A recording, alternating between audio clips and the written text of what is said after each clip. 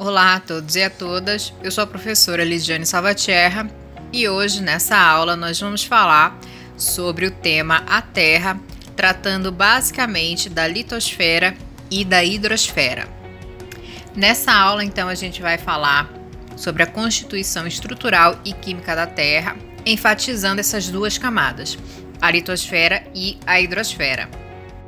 Essa aula vai ajudar a gente a entender que a Terra é um sistema único, constituído tanto por matéria viva e matéria não viva, né? Ou seja, a matéria animada e a matéria inanimada, e que a gente pode, na Terra, dividir ela em vários subsistemas que a gente vai estudar ao longo da disciplina.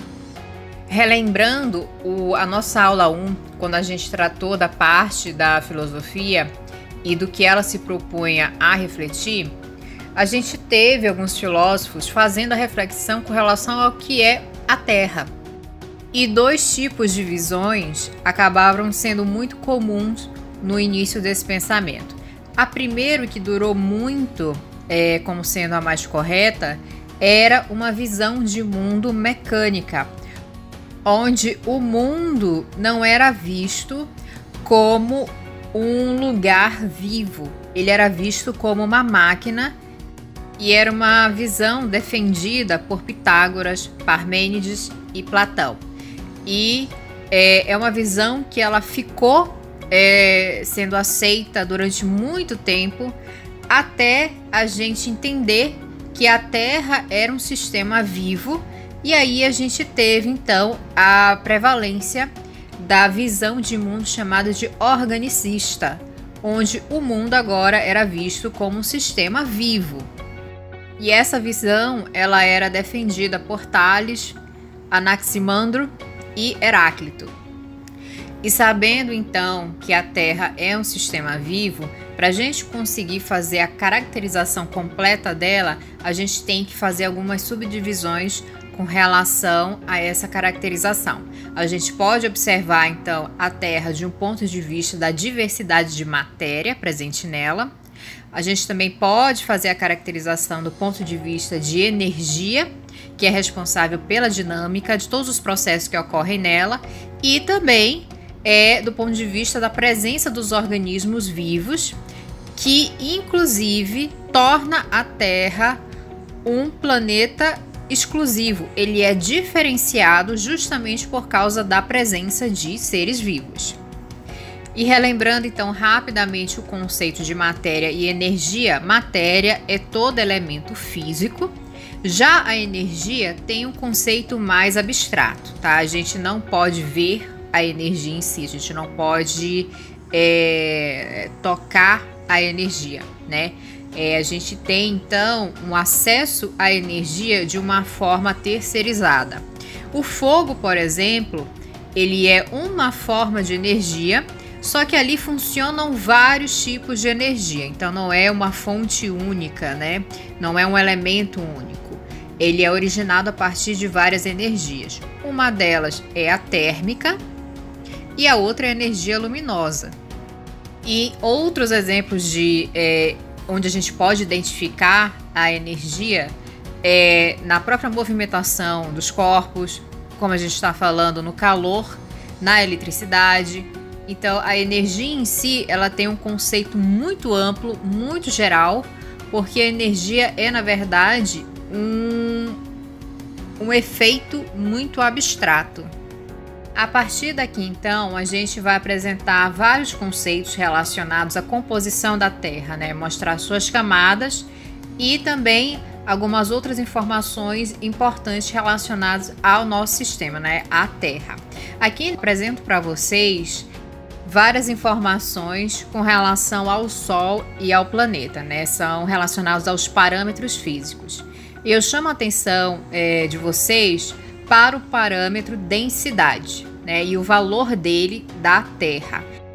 A densidade é uma relação entre a massa de um corpo dividido pelo volume, e a gente pode observar a densidade em diferentes estados de agregação da matéria. Então, existe o sólido, o líquido e o gasoso.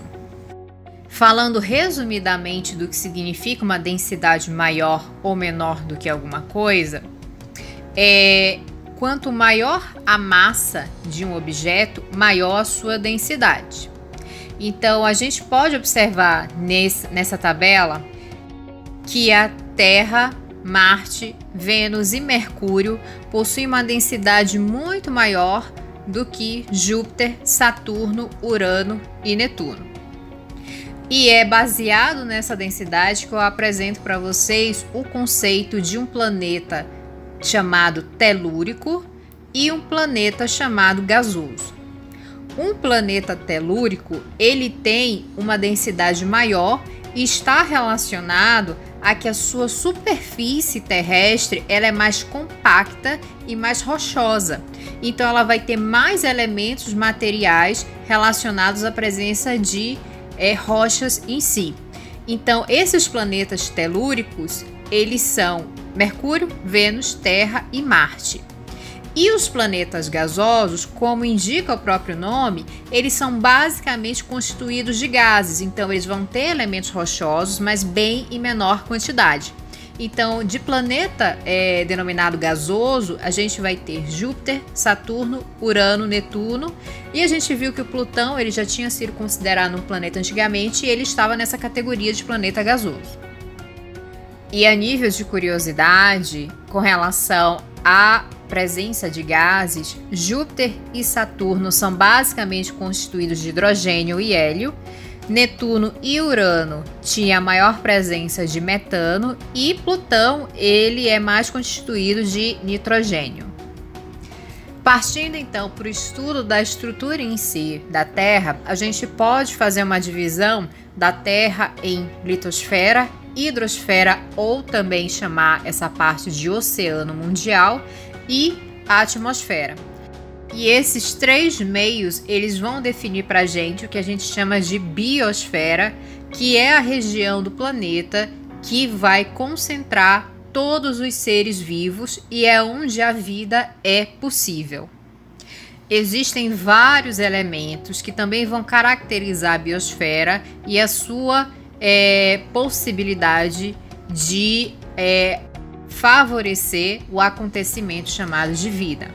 Mas aqui é interessante a gente destacar dois. Um é a água, e não a água em qualquer estado, mas a água no estado líquido, e a luz solar, que possibilita com que as plantas utilizem a luz como aporte energético, né? Então como fonte de energia, e indiretamente os animais vão utilizar parte da luz solar para fazer a síntese de substâncias orgânicas que são fundamentais para os processos de crescimento, reprodução e outras funções. E já que a gente citou a parte de elementos, vamos falar então de que todos os elementos, todos os materiais que a gente conhece no nosso dia a dia, eles são feitos de uma unidade muito pequena que a gente chama de átomo, né? E o átomo em si, ele é reconhecido pela presença de três tipos de partículas, né? Central, a gente tem o núcleo, onde a gente consegue localizar os prótons, e os prótons vão ter uma carga positiva. Lá também a gente consegue localizar os nêutrons, que não possuem carga nenhuma. E orbitando ao redor desse núcleo, a gente encontra os elétrons com carga negativa. Toda a região orbital ao redor do núcleo a gente pode chamar também de eletrosfera. E é a partir então dos átomos que a gente tem a criação de todos os outros elementos químicos conhecidos que a gente consegue localizar na tabela periódica. E a partir desses elementos que a gente tem a formação de todos os objetos que a gente consegue encontrar no mundo, né? Então a gente tem hoje na nossa tabela periódica 118 elementos químicos, sendo que 92 são elementos químicos naturais, então eles foram encontrados naturalmente na natureza, e 26 são artificiais, significa que eles foram criados em laboratório. tá? Então, do número 1 da tabela periódica ao número 92, a gente consegue identificar todos eles como elementos naturais e a partir do 93 para frente são todos artificiais. E um dado importante da gente falar é que planetas, estrelas e nós, os próprios organismos, nós nascemos e morremos, mas todos os elementos químicos eles acabam sendo reciclados de um corpo para outro, de um corpo para um material, e eles vão obedecer sempre uma lei muito famosa que todo mundo aqui já deve ter ouvido em algum momento nos seus estudos, né? É que a matéria e a energia não podem ser criados nem destruídos. Eles são sempre transformados em uma outra coisa. E aqui nessa imagem a gente tem um exemplo dessa lei de conservação. A gente tem um elemento ali que é um material simples, né? Um papel embrulhado. A gente vai colocar uma fonte ali de energia, no caso o fogo, e aquele papel virou outra coisa. Então nada desapareceu do mundo, ele foi transformado. A gente viu então que a Terra ela pode ser dividida em litosfera, atmosfera e hidrosfera, e a gente vai falar agora então da litosfera. A palavra litosfera vem do grego litos, que significa pedra, e sphere, que significa esfera, e é traduzida literalmente como esfera de pedra. A litosfera, então, ela está relacionada a toda a parte sólida da Terra, que vai ser constituída, então, pelos continentes, ilhas e pelos fundos oceânicos. É importante saber que a parte sólida da Terra não é contínua e o que a gente tem, então, é a presença de vários blocos de rochas que a gente chama de placas tectônicas. Então a gente tem aqui nessa imagem a localização da litosfera, logo abaixo de uma porção oceânica, e também a gente consegue observar uma porção acima da litosfera do continente em si. E nessa outra imagem a gente consegue observar a localização e a forma geral de todas as placas tectônicas. Embaixo dessas placas tectônicas a gente vai ter uma porção que é plástica, ou seja, que vai permitir uma movimentação dessas placas. E aí, dependendo da movimentação, a gente vai ter a presença de uma colisão ou até de um afastamento das placas que podem gerar alguns fenômenos naturais, como por exemplo terremotos, maremotos, erupções vulcânicas e inclusive até a formação de cadeias de montanhas, tanto emersas, né, então acima da superfície, quanto submersas. Com relação à espessura, abaixo do oceano a gente tem cerca de 5 a 10 km de litosfera e no continente a gente tem entre 25 a 100 quilômetros. Ela é uma camada rígida que vai ser dividida em crosta e manto litosférico. A crosta terrestre ela vai ser formada de minerais, principalmente de quartzo, como dióxido de silício, e outros silicatos, como o feldespato. Mais internamente, então, na litosfera, a gente vai ter o manto. O manto, ele já pode ser subdividido em astenosfera e mesosfera. A astenosfera é a primeira camada, então, abaixo da crosta. Ela é mais plástica, ela pode ser deformável e ela tem uma espessura entre 100 a 700 quilômetros. E a constituição mineral é de olivina e piroxigênio. Já a mesosfera vai estar abaixo da astenosfera e já vai ter uma espessura um pouco maior, né? Entre 700 a 2.900 quilômetros. E aí a gente vai encontrar a presença maior de silício, magnésio e oxigênio e em menor porção ferro, cálcio e alumínio. E logo abaixo a gente vai ter a camada chamada de endosfera, que a gente também pode chamar de núcleo, que é o núcleo da Terra. O núcleo da Terra ele é basicamente constituído de ferro e de níquel, e a gente ainda pode subdividir o núcleo em núcleo externo e núcleo interno. O núcleo externo que é a camada líquida do núcleo, tá? Muitas pessoas fazem essa confusão. Acredito que o mais interno é líquido. Na verdade, é o externo que é líquido.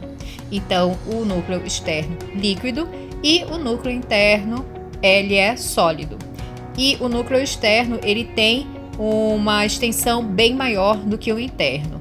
No externo, a gente tem a extensão de 2.900 km a 500 km.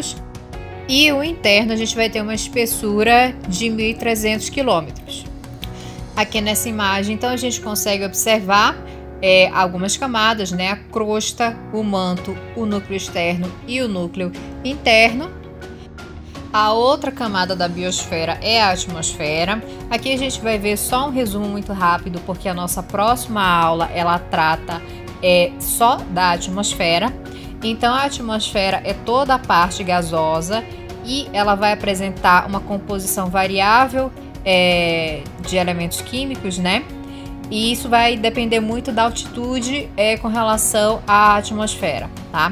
A maior parte dessa porção gasosa da atmosfera vai estar concentrada em cerca de 80% no que a gente chama de troposfera, que é logo a primeira camada acima da Terra.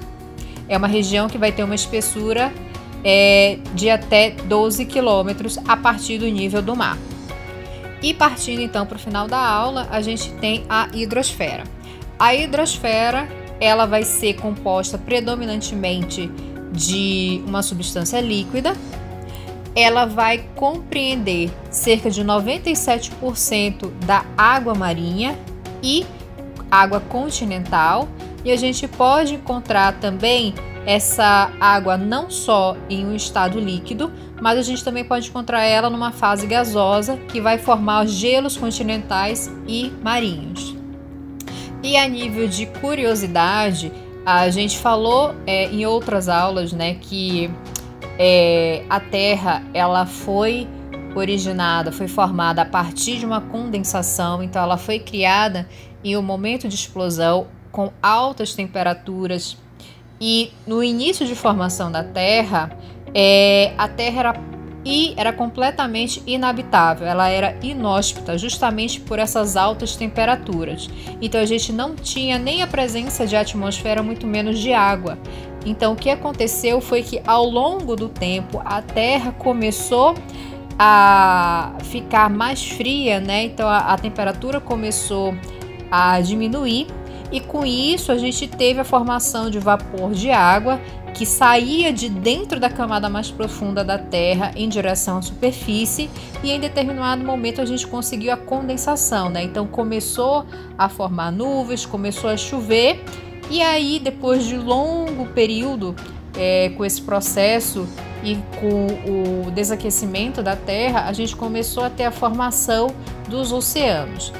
E aí, a partir de então, a gente teve a formação do que a gente chama hoje de hidrosfera. Então, nessa aula, a gente aprendeu alguns conceitos e a composição de uma forma geral da Terra, da biosfera, da litosfera e da hidrosfera. E na próxima aula, a gente vai falar sobre a atmosfera. Eu espero que vocês tenham gostado da aula e bons estudos!